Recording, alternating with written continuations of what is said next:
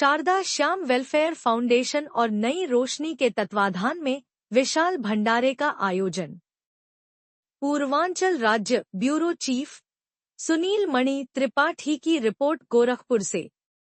गोरखपुर नई रोशनी के संस्थापक राजेश पांडेय तथा शारदा श्याम वेलफेयर फाउंडेशन के संस्थापक सुधीर त्रिपाठी पिछले कई माह से समाज के लिए मानवता की सच्ची मिसाल कायम कर रहे हैं।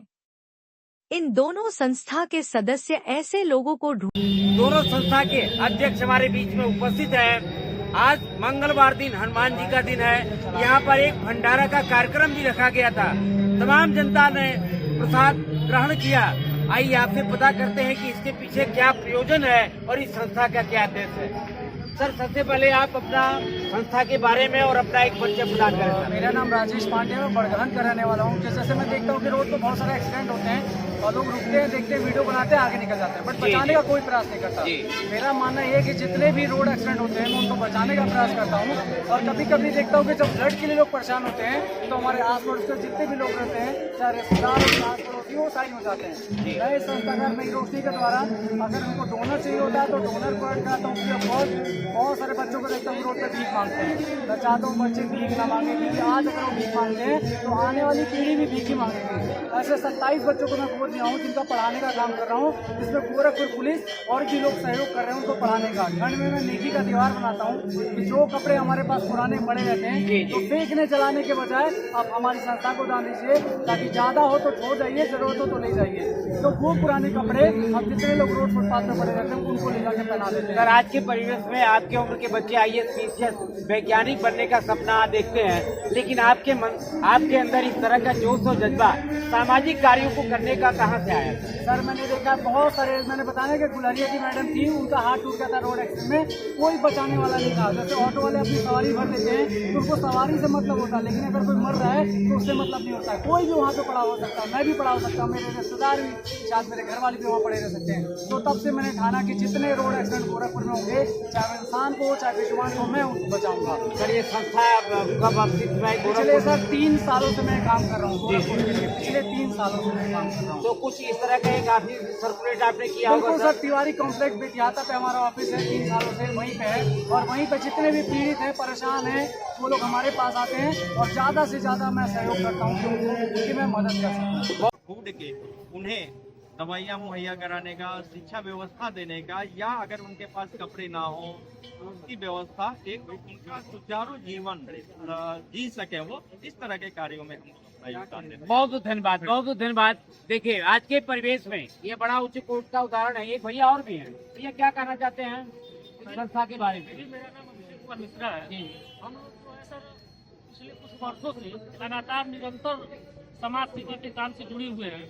हम लोगों का आज यहाँ भंडारे का कार्यक्रम चल रहा है। देखा है सर, और हमारा ये प्रयास है कि हमारे शहर में बहुत से लोग ऐसे हैं कि जो बेचारे 2 वक्त का भोजन तक उनको नसीब नहीं हो पाता। तो हमारे संस्था के माध्यम से शहर के विभिन्न जगहों पे हम लोग जा करके अपना स्टॉल लगा करके उनको भोजन प्रदान करना हुआ। उसके बाद ये सर ठंड का समय चल रहा है, ठंड का समय चल रहा है, बहुत से लोग ऐसे होंगे सड़कों पे सोए होंगे, तो बेचारे ठंड से ठिठुर रहे होंगे। तो हम लोग जो है अगला हम लोगों का प्रोग्राम है कि हम लोग वहाँ जाते हैं, अपना कंबल लेकर के रात को ले जा करके शहरों में भ्रमण करते हैं। अपने का नेक कार्य कुछ दिन तक चलेगा कि आजीवन रहेगा?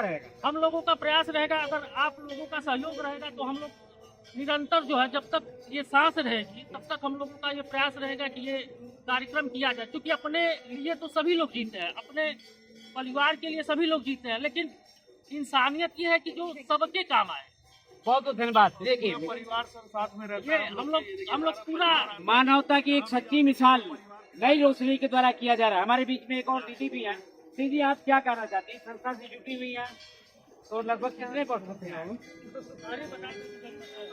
जी, तो संस्था के द्वारा जो एक सामाजिक पहल की जा रही है उसके बारे में क्या कहना चाहती है?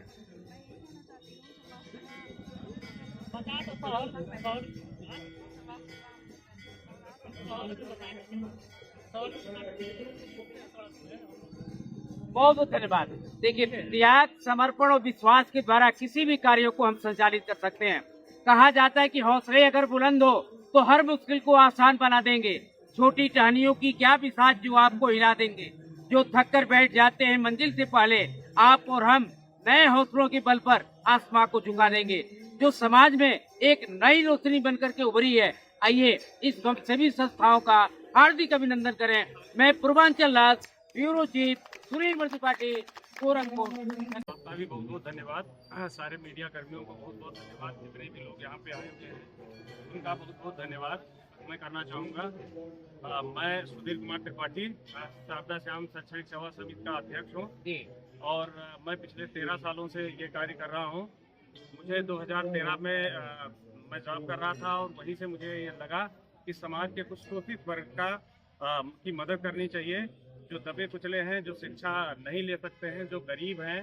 तो उनको देखकर, जो लड़के रोड पे भीख मांगते हैं, उन लोगों को देखकर मेरे मन में एक चीज़ आई कि अपने लिए तो हर व्यक्ति करता है, लेकिन हम लोगों को समाज के लिए, समाज के पीड़ित वर्ग के लिए कुछ करके जाना चाहिए, जिससे समाज में एक जो है नई परिपाटी लागू हो और हमारे देश के युवा हमसे कुछ सीख लेकर इस तरीके की जो है व्यवस्थाएं आगे बढ़ाएं, सुचारू रूप से करें।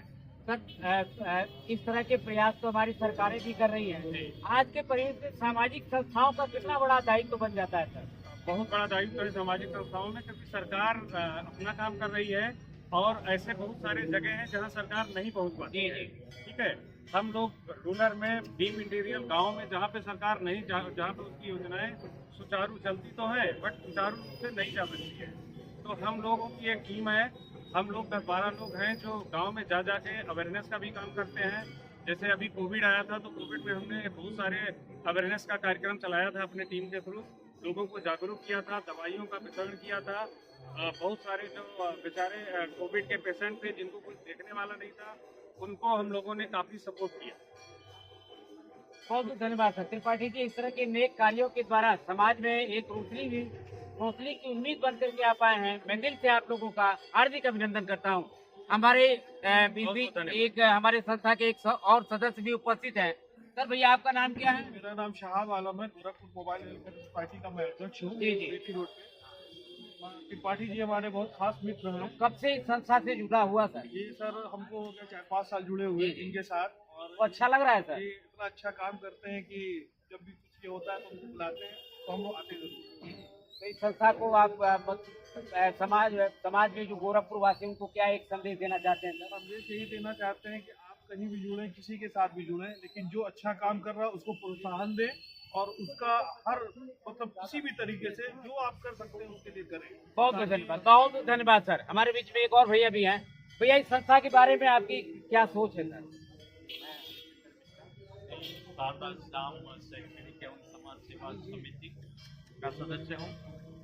विगत कई वर्षों से ये संस्था अपने कार्यों के लिए समाज में बहुत पुनीत कार्य कर रही है। इसका जो योगदान है, हमारे जो वंचित वर्ग है, समाज के जो वंचित वर्ग के लोग हैं, उनको सहारा पहुंचाना इस संस्था का मुख्य उद्देश्य है। और वंचित वर्ग के लोगों को समाज में बहुत सारे ऐसे लोग हैं जो आए हैं, जो अछूते रह जाते हैं, उनको हम लोग ढूंढते हैं।